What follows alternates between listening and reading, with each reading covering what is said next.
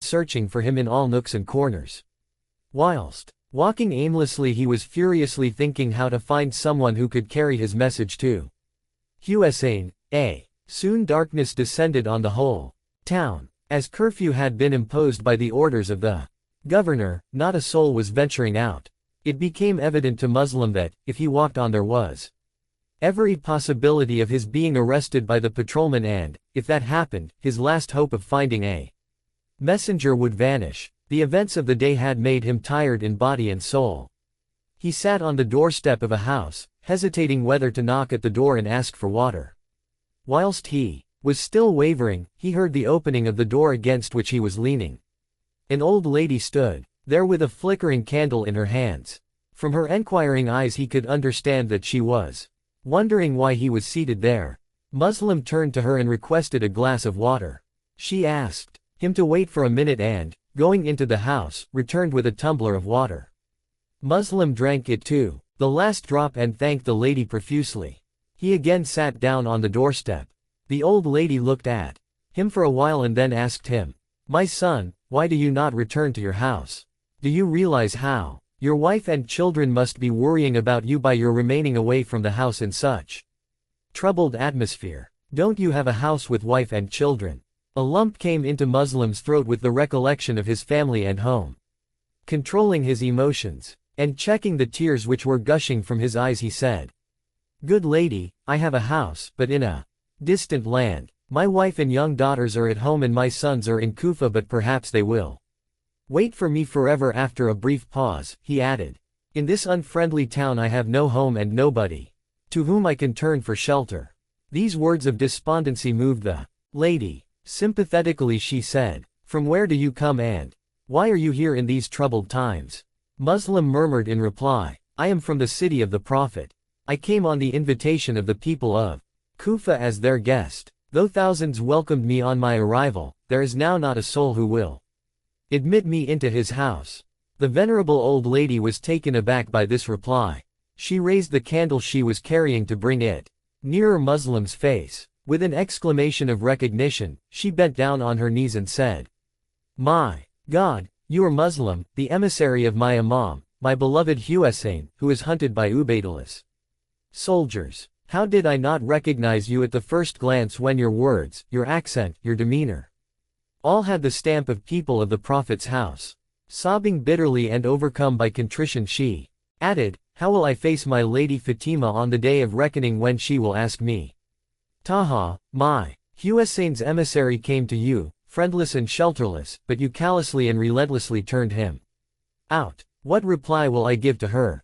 The least that I can do for you is to give you shelter in my house till an opportunity arises for you to make good your escape from this cursed city whose people are steeped in treachery." Muslim felt reluctant to accept her offer for fear that the God-fearing old lady might be victimized for giving him protection. But on second thoughts he decided to stay in her house with the hope that, if he could avoid arrest for some time, he might be able to find someone to carry his message to Hussein.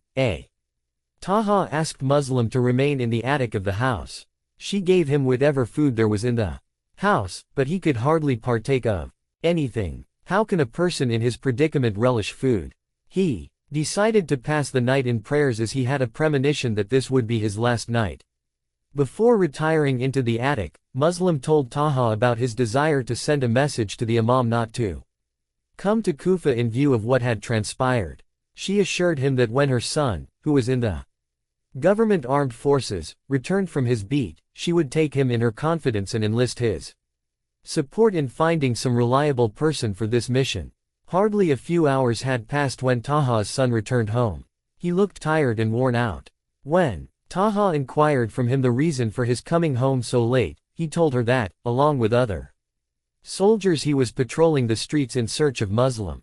She was aghast at the thought that her son, of all people, should be in the party searching for Muslim, when she herself was so devoted to the house of the Prophet. She strongly protested to her son at the role he was playing. That cunning man turned round and assured his mother that, though he had in the course of his duty to pretend as if he was searching for Muslim, in reality he was as much devoted to Muslim, and the house of the Prophet, as she was. His disingenuous assurances carried conviction to the simple old lady and, after making him swear by his faith, she took her son into confidence and told him everything about the happenings of that evening. The crafty son of Taha was inwardly elated at the thought that he would be able to collect the prize placed on Muslim's head. His first thought was to behead Muslim achieved in his sleep, but, coward that he got scared at the fate that would befall him if Muslim would wake up before he accomplished his purpose. He thought furiously for a few moments and then decided to go and inform Ubaydullah ibn Ziyad that he had Muslim in his house, and he could be easily captured.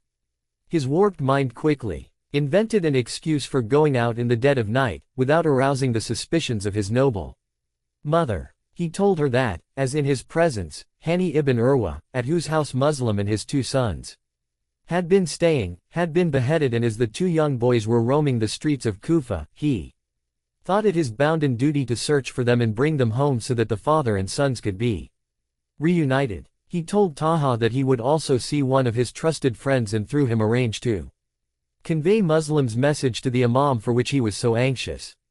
Taha was taken in by the guiles of her perfidious son. She felt elated that her son was so keen to do the good work that he could not wait till daybreak. The avaricious son of Taha hastened to the governor's house and lost no time in getting himself admitted to his presence. In fact, Ubaydullah was awake waiting for the news of Muslim's arrest, as he was mighty afraid that, if Muslim remained at large, he might succeed in rallying round him a few persons who could offer very stiff opposition to his forces and even upset his ugly plans.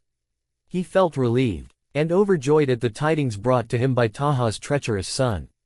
He immediately ordered one of the commanders of his forces to get together a well-equipped contingent for Muslim's arrest.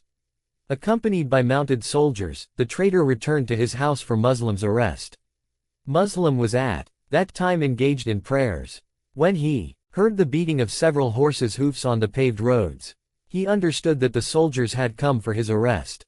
He snatched his sword which was lying by his side and rushed out. Taha stood at the threshold of her house flabbergasted to see that her son had brought the soldiers for the arrest of her revered guest. She fell on Muslim's feet and cried, "Muslim, my prince, how can I explain to you that I have not betrayed you but my cursed son, whom I trusted and never suspected of such blatant treachery, has ruined me. I shall not let them cross my threshold except over my dead body." Muslim did not require to be told that Taha's averments were sincere. He gently told her, "My benefactor, I know that you have been very kind and considerate to me, and the thought of betraying me cannot even cross your noble and pious mind. I do not in the least blame you for the treachery of your son. As your guest, who has partaken of your hospitality, I cannot allow you to be killed by these merciless brutes and let your house be reduced to a shambles. Let me go out of the house and sell my life as dearly as I can." Muslim gently pushed aside Taha from the threshold and walked out sword in hand. By this time the soldiers had reached the house. They were taken by surprise at seeing Muslim emerging from the door. Like an enraged lion, the lane was so narrow that 2 horses could not come up abreast. This gave Muslim the best opportunity for single combat. Though he was on foot and the soldier opposite to him was mounted, he possessed the prowess which was the heritage of Ali's family. One after the other the soldiers were tasting the sword of this warrior and falling down from their horses.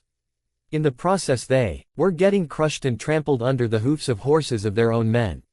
The leader of the band of soldiers, who had discreetly kept himself behind his men, sent word for more men. Though more and more soldiers were pouring in, the topography of the scene of this street battle was such that they